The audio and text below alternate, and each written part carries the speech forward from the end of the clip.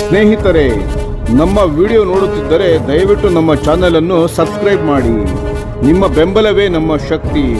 ಪ್ರತಿಯೊಂದು ಸಬ್ಸ್ಕ್ರಿಪ್ಷನ್ ನಮ್ಮನ್ನು ಇನ್ನಷ್ಟು ಉತ್ತಮ ವಿಷಯಗಳನ್ನು ತಯಾರಿಸಲು ಪ್ರೇರೇಪಿಸುತ್ತದೆ. ಹಾಗಾಗಿ ಸಬ್ಸ್ಕ್ರೈಬ್ ಮಾಡುವುದನ್ನು ಮರೆಯಬೇಡಿ. ನಮಸ್ಕಾರ ಗೆಳೆಯರೇ, ದೇಶ ಪ್ರೇಮಿಗಳೇ, ನಮ್ಮ ಯೂಟ್ಯೂಬ್ ಚಾನಲ್ಗೆ ಸ್ವಾಗತ ನಿಮಗೆ.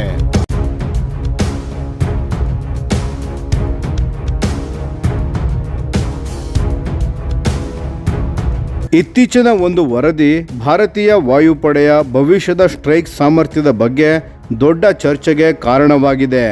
ಇಸ್ರೇಲ್ ಮೂಲದ ಫ್ರೀಲಾನ್ಸ್ ರಕ್ಷಣಾ ಪತ್ರಕರ್ತ ಆರಿ ಇಗೋಜಿ ಅವರ ವರದಿಯ ಪ್ರಕಾರ ಭಾರತವು ಇತ್ತೀಚಿನ ತಿಂಗಳಲ್ಲಿ ಸ್ಪೈಸ್ 1000 ಗೈಡೆನ್ಸ್ ಕಿಟ್ಸ್ನ ಜೊತೆಗೆ ಏರ್ ಲೋರಾ ಮತ್ತು ಐಸ್ ಬ್ರೇಕರ್ ಕ್ಷಿಪಣಿಗಳನ್ನು ಮೌನವಾಗಿ ಆರ್ಡರ್ ಮಾಡಿರುವ ಸಾಧ್ಯತೆ ಇದೆ.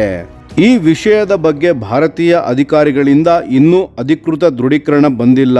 ಆದರೂ ಈ ವರದಿ ಭಾರತೀಯ ವಾಯುಪಡೆ ಅತ್ಯಾಧುನಿಕ ಇಸ್ರೇಲಿ ಸ್ಟ್ಯಾಂಡ್ ಆಫ್ ಸ್ಟ್ರೈಕ್ ವೆಪನ್ಸ್ಗಳಲ್ಲಿ ಆಸಕ್ತಿ ಹೊಂದಿದೆ ಎಂಬ ಊಹಾಪೋಹಗಳಿಗೆ ಮತ್ತೆ ಹೊಸ ಚೈತನ್ಯ ನೀಡಿದೆ. ಈ ವರದಿ ಹೊರಬಂದಿರುವ ಸಮಯವು ಬಹಳ ಮಹತ್ವದ್ದಾಗಿದೆ.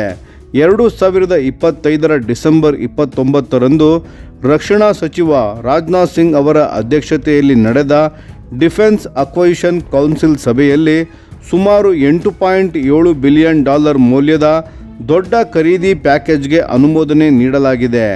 ಈ ಪ್ಯಾಕೇಜ್ನ ಪ್ರಮುಖ ಅಂಶವೆಂದರೆ ರಫೇಲ್ ಅಡ್ವಾನ್ಸ್ಡ್ ಡಿಫೆನ್ಸ್ ಸಿಸ್ಟಮ್ಸ್ನಿಂದ ಸ್ಪೈಸ್ 1000 ಪ್ರಿಸಿಷನ್ ಗೈಡೆನ್ಸ್ ಕಿಟ್ಸ್ನ ಖರೀದಿ. ಇದರಿಂದ ಭಾರತೀಯ ವಾಯುಪಡೆಯ ಡೀಪ್ ಸ್ಟ್ರೈಕ್ ಸಾಮರ್ಥ್ಯದಲ್ಲಿ ದೊಡ್ಡ ಮಟ್ಟದ ಬಲವರ್ಧನೆ ಆಗಲಿದೆ. ಈಗಾಗಲೇ ವರದಿ ಮಾಡಿದಂತೆ ಏರ್ ಲೋರಾ ಮತ್ತು ಐಸ್ ಬ್ರೇಕರ್ ಕ್ಷಿಪಣಿಗಳು ಕೆಲ ಕಾಲದಿಂದಲೇ ಭಾರತೀಯ ವಾಯುಪಡೆಯ ಮುಂದೆ ಆಫರ್ ಆಗಿದ್ದವು. ವಿಶೇಷವಾಗಿ ದೀರ್ಘವ್ಯಾಪ್ತಿ ಸ್ಟ್ಯಾಂಡ್ ಆಫ್ ಸ್ಟ್ರೈಕ್ ಸಾಮರ್ಥ್ಯವನ್ನು ಹೆಚ್ಚಿಸಲು ನಡೆದ ಈ ಚರ್ಚೆಗಳಲ್ಲಿ ಈ ಕ್ಷಿಪಣಿಗಳು ಪ್ರಮುಖವಾಗಿದ್ದವು. ಆದರೆ ಈ ಹಂತದಲ್ಲಿ ಕೂಡ ಒಂದು ವಿಷಯವನ್ನು ಸ್ಪಷ್ಟವಾಗಿ ಹೇಳಿದ್ದೇವೆ. ಈ ಕ್ಷಿಪಣಿ ವ್ಯವಸ್ಥೆಗಳಿಗೆ ನಿಜವಾಗಿಯೂ ಫರ್ಮ್ ಆರ್ಡರ್ ಹಾಕಲಾಗಿದೆ ಎಂಬುದು ಸ್ವತಂತ್ರವಾಗಿ ದೃಢೀಕರಿಸಲು ಸಾಧ್ಯವಾಗಿಲ್ಲ. ಮೊದಲು ಐಸ್ ಬ್ರೇಕರ್ ಕ್ಷಿಪಣಿಯ ಬಗ್ಗೆ ನೋಡೋಣ. ಐಸ್ ಬ್ರೇಕರ್ ಒಂದು long range autonomous precision guided weapon ಆಗಿದ್ದು, ಭೂಮಿಯ ಮೇಲಿನ ಹಾಗೂ ಸಮುದ್ರದ ಮೇಲಿನ ಹೈ ವ್ಯಾಲ್ಯೂ ಟಾರ್ಗೆಟ್ಸ್ಗಳನ್ನು ಹೊಡೆಯಲು ವಿನ್ಯಾಸಗೊಳಿಸಲಾಗಿದೆ. ಇದು ಅತ್ಯಂತ ಬಲಿಷ್ಠ ಎಲೆಕ್ಟ್ರಾನಿಕ್ ವಾರ್ಫೇರ್ ಪರಿಸರದಲ್ಲೂ ಕಾರ್ಯನಿರ್ವಹಿಸಲು ಸಿದ್ಧವಾಗಿದೆ. ವಿಶೇಷವಾಗಿ GNSS ಡಿನೈಡ್ ಎನ್ವೈರನ್ಮೆಂಟ್ ಅಂದರೆ GPS ಸಿಗದ ಪರಿಸ್ಥಿತಿಯಲ್ಲೂ ಇದು ಸಂಪೂರ್ಣವಾಗಿ ಕಾರ್ಯನಿರ್ವಹಿಸಬಲ್ಲದು. ಈ ಕ್ಷಿಪಣಿ all weather electro optical imaging infrared seeker ಅನ್ನು ಬಳಸುತ್ತದೆ. ಇದರಲ್ಲಿ ಸೀನ್ ಮ್ಯಾಚಿಂಗ್ ಮತ್ತು ಆಟೋಮೆಟಿಕ್ ಟಾರ್ಗೆಟ್ ರೆಕಗ್ನೇಷನ್ ತಂತ್ರಜ್ಞಾನಗಳಿದ್ದು, ಉಪಗ್ರಹ ನ್ಯಾವಿಗೇಷನ್ನ ಮೇಲೆ ಅವಲಂಬಿಸದೆ ಅತ್ಯಂತ ನಿಖರ ದಾಳಿ ಸಾಧ್ಯವಾಗುತ್ತದೆ. ಐಸ್ ಬ್ರೇಕರ್ನ ಕಾರ್ಯತಂತ್ರದ ಮುಖ್ಯ ಗುರಿ ಎಂದರೆ ಶತ್ರುವಿನ ಇಂಟಿಗ್ರೇಟೆಡ್ ಏರ್ ಡಿಫೆನ್ಸ್ ಸಿಸ್ಟಮ್ ಅನ್ನು ತಪ್ಪಿಸಿಕೊಂಡು ಗುರಿಯವರೆಗೆ ತಲುಪುವುದು ಆಗಿದೆ. ಭೂಭಾಗದಲ್ಲಿ ಇದು low level terrain following flight ಮೂಲಕ, ಸಮುದ್ರದಲ್ಲಿ ಸೀ ಸ್ಕಿಮ್ಮಿಂಗ್ ಪ್ರೊಫೈಲ್ನ ಮೂಲಕ ಅತ್ಯಂತ ಕಡಿಮೆ ರೆಡಾರ್ ಸಿಗ್ನೇಚರ್ ಹೊಂದಿ ಮತ್ತು ಕೋಆರ್ಡಿನೇಟೆಡ್ ಸಾಲ್ವೋ ಅಟ್ಯಾಕ್ಸ್ ಮೂಲಕ ದಾಳಿ ನಡೆಸುತ್ತದೆ. ಈ ಕ್ಷಿಪಣಿ ತುಂಬಾ ಕಾಂಪ್ಯಾಕ್ಟ್ ಮತ್ತು ಲೈಟ್ ವೇಟ್ ಆಗಿದ್ದು, ಕೇವಲ ಫೈಟರ್ ಜೆಟ್ಸ್ ಮಾತ್ರವಲ್ಲದೆ light attack aircraft, helicopters, small naval vessels ಹಾಗೂ ಗ್ರೌಂಡ್ ವೆಹಿಕಲ್ಸ್ಗಳಿಗೂ ಸಹ ಇಂಟಿಗ್ರೇಟ್ ಮಾಡಬಹುದು. ಇನ್ನು ಏರ್ ಲೋರಾ ಬಗ್ಗೆ ಮಾತನಾಡೋಣ. ಏರ್ ಲೋರಾ ಎನ್ನುವುದು ಇಸ್ರೇಲ್ನ ಲೋರಾ ಶಾರ್ಟ್ ರೇಂಜ್ ಬ್ಯಾಲಿಸ್ಟಿಕ್ ಮಿಸೈಲ್ನ ಏರ್ ಲಾಂಚ್ಡ್ ವರ್ಷನ್ ಆಗಿದೆ. ಮೂಲತಃ ಸರ್ಫೇಸ್ ಲಾಂಚ್ಗಾಗಿ ಅಭಿವೃದ್ಧಿಪಡಿಸಲಾದ ಈ ಕ್ಷಿಪಣಿಯನ್ನು ಈಗ ವಿಮಾನಗಳಿಂದ ಹಾರಿಸುವ ರೀತಿಗೆ ಹೊಂದಿಸಲಾಗಿದೆ. ಇದು ವಿಶೇಷವಾಗಿ ಹಾರ್ಡನ್ಡ್ ಮತ್ತು ಸ್ಟ್ರಾಟಜಿಕ್ ಟಾರ್ಗೆಟ್ಸ್ಗಳ ಮೇಲೆ ದಾಳಿ ಮಾಡಲು ವಿನ್ಯಾಸಗೊಳಿಸಿದ deep stand off air to ground weapon ಆಗಿದೆ. ಏರ್ ಲೋರಾ ಅತ್ಯಂತ ಹೈ ಸೂಪರ್ಸೋನಿಕ್ ಸ್ಪೀಡ್ ಹೊಂದಿದ್ದು, ಫೈರ್ ಅಂಡ್ ಫರ್ಗೆಟ್ ಇನರ್ಷಿಯಲ್ ಮತ್ತು GPS ಗೈಡೆನ್ಸ್ ಮೂಲಕ ಕಾರ್ಯನಿರ್ವಹಿಸುತ್ತದೆ. ಇದರಿಂದ ಹಗಲು ರಾತ್ರಿ ಎಲ್ಲ ಹವಾಮಾನದಲ್ಲೂ ದಾಳಿ ಸಾಧ್ಯವಾಗುತ್ತದೆ. ಈ ಕ್ಷಿಪಣಿಯ ಅತ್ಯಂತ ಪ್ರಮುಖ ವೈಶಿಷ್ಟ್ಯವೇನೆಂದರೆ ಇದು ಇನ್ನೂ ವಿಮಾನದ ಮೇಲೆ ಇರುವಾಗಲೇ ಟಾರ್ಗೆಟ್ ಕೋಆರ್ಡಿನೇಷನ್ ಸ್ವೀಕರಿಸುವ ಸಾಮರ್ಥ್ಯ ಹೊಂದಿದೆ.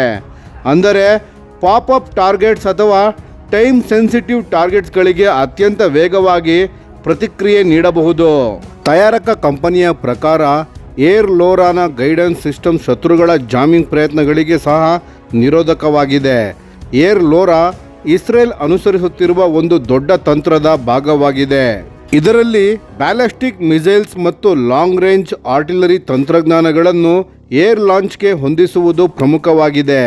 ಇದಕ್ಕೆ ಉದಾಹರಣೆಗಳಾಗಿ IMI ರ್ಯಾಂಪೇಜ್, ಇದು ಲಾಂಗ್ ರೇಂಜ್ ಆರ್ಟಿಲರಿ ಮ್ಯುನಿಷನ್ಸ್ನ ಆಧಾರಿತವಾಗಿದೆ, ಮತ್ತು ರಫೇಲ್ ರಾಕ್ ಮಿಸೈಲ್, ಇದು ಇಸ್ರೇಲ್ನ ಸ್ಪ್ಯಾರೋ ಬ್ಯಾಲಿಸ್ಟಿಕ್ ಮಿಸೈಲ್ ಟೆಸ್ಟ್ ಟಾರ್ಗೆಟ್ಗಳಿಂದ ಬಂದ ತಂತ್ರಜ್ಞಾನವನ್ನು ಬಳಸಿದೆ. ಈ ಎಲ್ಲ ವ್ಯವಸ್ಥೆಗಳ ಉದ್ದೇಶ ಒಂದೇ: ಹೈ ಸ್ಪೀಡ್, ಲಾಂಗ್ ರೇಂಜ್ ಮತ್ತು ಹಾರ್ಡನ್ಡ್ ಟಾರ್ಗೆಟ್ಸ್ಗಳು ಹಾಗೂ ಅಡ್ವಾನ್ಸ್ಡ್ ಏರ್ ಡಿಫೆನ್ಸಸ್ ಅನ್ನು ಭೇದಿಸುವ ಸಾಮರ್ಥ್ಯ. ಈ ವರದಿ ನಿಜವಾಗಿದ್ದರೆ ಸ್ಪೈಸ್ 1000 ಕಿಟ್ಸ್ನ ಜೊತೆಗೆ ಏರ್ ಲೋರಾ ಮತ್ತು ಐಸ್ ಬ್ರೇಕರ್ ಖರೀದಿ ಮಾಡಿರುವುದು ಭಾರತವು ತನ್ನ ಪ್ರಿಸಿಷನ್ ಸ್ಟ್ರೈಕ್ ಪೋರ್ಟ್ಫೋಲಿಯೋವನ್ನು ಉದ್ದೇಶಪೂರ್ವಕವಾಗಿ ವೈವಿಧ್ಯಗೊಳಿಸುತ್ತಿದೆ ಎಂಬುದನ್ನು ಸ್ಪಷ್ಟಪಡಿಸುತ್ತದೆ.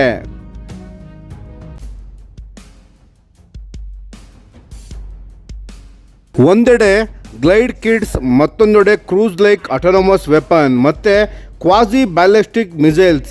ಈ ಮಿಶ್ರಣವು ಶತ್ರುಗಳ ಏರ್ ಡಿಫೆನ್ಸ್ ಪ್ಲಾನಿಂಗ್ ಅನ್ನು ಸಂಪೂರ್ಣವಾಗಿ ಗೊಂದಲಗೊಳಿಸಲಿದೆ. ಅದೇ ಸಮಯದಲ್ಲಿ ಭಾರತೀಯ ವಾಯುಪಡೆಗೆ ಡೀಪ್, ಪ್ರಿಸೈಸ್ ಮತ್ತು ಸರ್ವೈವಬಲ್ ಸ್ಟ್ರೈಕ್ ಮಿಷನ್ಸ್ಗಳನ್ನು ಸಂಪೂರ್ಣ ಯುದ್ಧ ಸ್ಪೆಕ್ಟ್ರಮ್ನಲ್ಲಿ ನಡೆಸುವ ಸಾಮರ್ಥ್ಯವನ್ನು ಬಹುಪಟ್ಟು ಹೆಚ್ಚಿಸುತ್ತದೆ.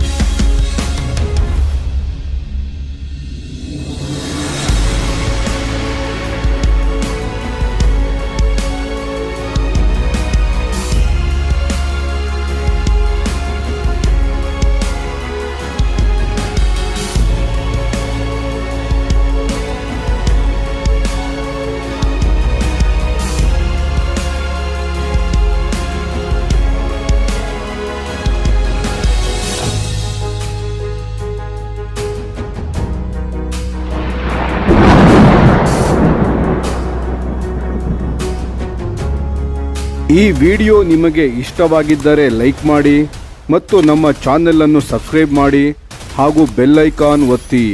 ಯಾವ ಅಪ್ಡೇಟ್ಗೂ ಮಿಸ್ ಆಗಬೇಡಿ. ಡಿಫೆನ್ಸ್ ಸುದ್ದಿಗಳನ್ನು ತ್ವರಿತವಾಗಿ ಪಡೆಯಿರಿ. ನಿಮ್ಮ ಬೆಂಬಲವೇ ನಮ್ಮ ಶಕ್ತಿ. ಭಾರತ ಬಲಿಷ್ಠವಾಗಲಿ ಎಂದು ಆಶಿಸುತ್ತಾ ಭಾರತ ಮಾತೆಗೆ ಜೈ. ಧನ್ಯವಾದಗಳು.